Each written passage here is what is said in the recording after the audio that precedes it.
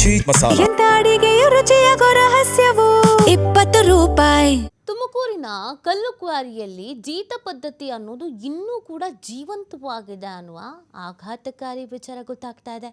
25 ವರ್ಷಗಳಿಂದ ಜೀತಕ್ಕೆ ಸಿಲುಕಿದ್ದ 12 ಕಾರ್ಮಿಕರನ್ನು ರಕ್ಷಣೆ ಮಾಡಲಾಗಿದೆ. ಒಮ್ಮೊಮ್ಮೆ ಆಶ್ಚರ್ಯ ಅನಿಸುತ್ತೆ. ನಾವು ಅಭಿವೃದ್ಧಿ ಆಗಿದ್ದೀವಿ, ಅಪ್ಡೇಟ್ ಆಗಿದ್ದೀವಿ ಅಂತ ಹೇಳ್ತೀವಿ. ಈಗ ಇನ್ಸ್ಟಾಗ್ರಾಮು, ಫೇಸ್ಬುಕ್ಕು, ಮೆಟಾ, ವಾಟ್ಸಪ್ಪು, ಇನ್ನೊಂದು ಮತ್ತೊಂದು ಝೆನ್ಝಿ ಎಷ್ಟೆಲ್ಲ ಪದ ಬಳಕೆ ಮಾಡ್ತೀವಿ. ಬಟ್ ಇನ್ನೂ ಕೂಡ ಜೀತ ಪದ್ಧತಿ ಅನ್ನೋ ಜೀವಂತವಾಗಿದೆ ಅಂದರೆ ಇನ್ನೇನು ಅಭಿವೃದ್ಧಿ ಆಗಿದ್ದೀವಿ, ಇನ್ನೇನು ಅಪ್ಡೇಟ್ ಆಗಿದ್ದೀವಿ ನಾವು ಅಂತ. 12 ಕಾರ್ಮಿಕರನ್ನು 25 ವರ್ಷಗಳಿಂದ ಜೀತಕ್ಕೆ ಇರಿಸ್ಕೊಳ್ಳಾಗಿತ್ತಂತೆ ನೋಡಿ.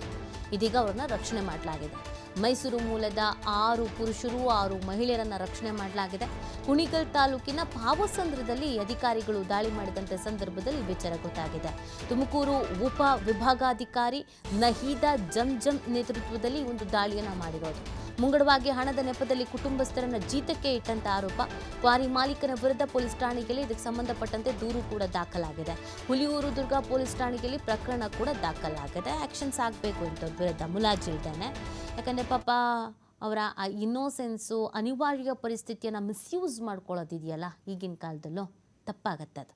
ಅವರು ಕುಟುಂಬಸ್ಥರನ್ನು ಬಿಟ್ಟು ಬಂದಿರ್ತಾರೆ, ಯಾವುದೋ ಸಂದರ್ಭದಲ್ಲಿ ಮಾಡಿದ ಸಾಲನೋ ಸೂಲನೋ ಇನ್ನೊಂದು ಮತ್ತೊಂದು 20-25 ವರ್ಷಗಳಿಂದ ಒಂದು ಕಡೆಯಲ್ಲಿ ಕೂಡ ಹಾಕೋದು ಅಂತಂದರೆ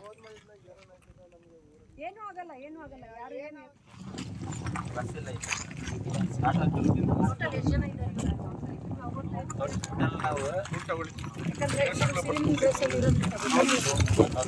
ಅಮ್ಮ ನೀವು ಇವ್ರ ಕಡೆ ಇರೋಣಮ್ಮ. ಈ ಕಡೆ ಬಂದ್ಬಿಡಿ. ಇಲ್ಲಿ ಕೆಲಸ ಮಾಡೋರಲ್ಲ ಈ ಕಡೆ ಬರ್ತೀವಿ.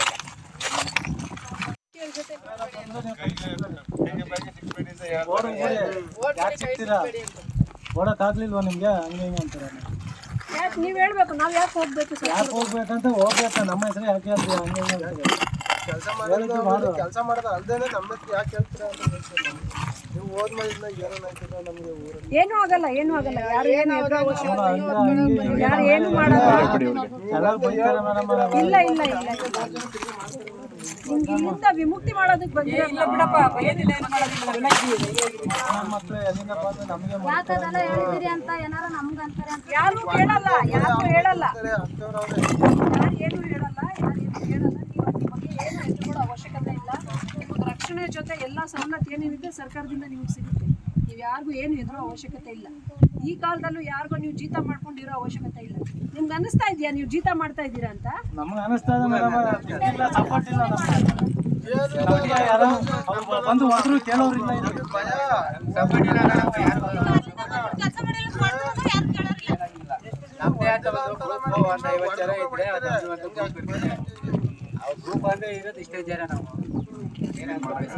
ಪೂರ್ತಿ ಅಕ್ಕಪಕ್ಕ ಎಲ್ಲರೂ ನೀವು ಇಷ್ಟೇ ಜನ ಇರೋದು? ಇಲ್ಲಿ ಮಾಡ್ತಿರೋರು ಸುಮಾರು ಜನ ಇವಾಗ ನೋಡಿ ನೀವು ಇಲ್ಲಿ ಬರ್ತಾ ಇದ್ರೆ ಅಲ್ಲ ಈಗ ಎಷ್ಟು ಜನ ಇದ್ದಾರೆ? ಈಗ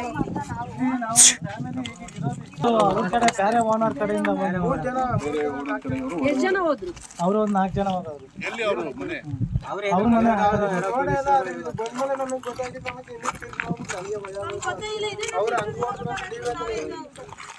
ಮಾಹಿತಿ ನೀಡ್ತಾರೆ ನಮ್ಮ ಪ್ರತಿನಿಧಿ ಸಂತೋಷ್.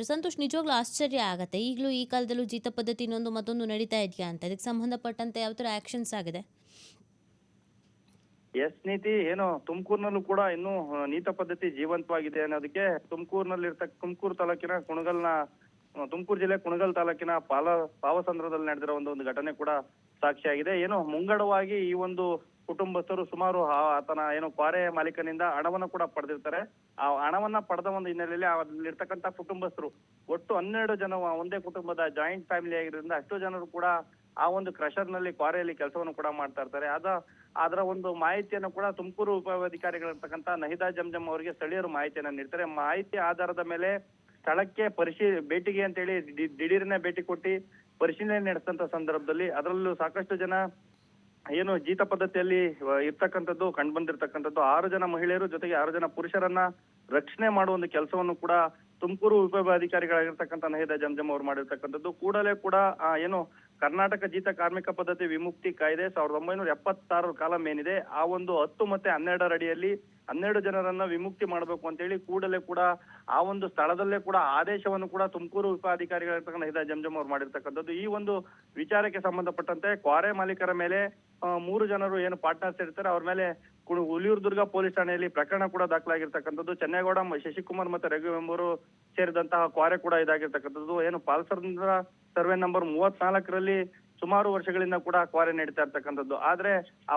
ಪ್ರತಿಯೊಬ್ಬರನ್ನು ಕೂಡ ಕೌನ್ಸಿಲಿಂಗ್ ಮಾಡುವಂತ ಕೆಲಸವನ್ನು ಕೂಡ ಉಪಾಧಿಕಾರಿಗಳೇ ಮಾಡ್ತಾರೆ.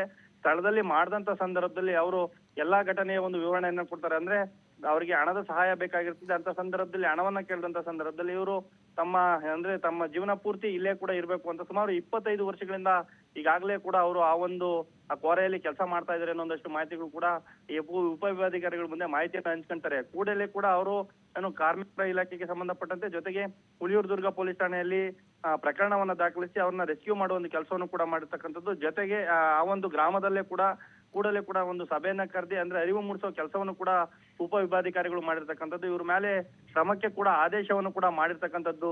ನೀತಿ. ಓಕೆ, ಥ್ಯಾಂಕ್ ಯು ಸಂತೋಷ್ ತಮ್ಮೆಲ್ಲ ಡೀಟೇಲ್ಸ್ಗೆ. ಯಾರು ಕೇಳಲ್ಲ.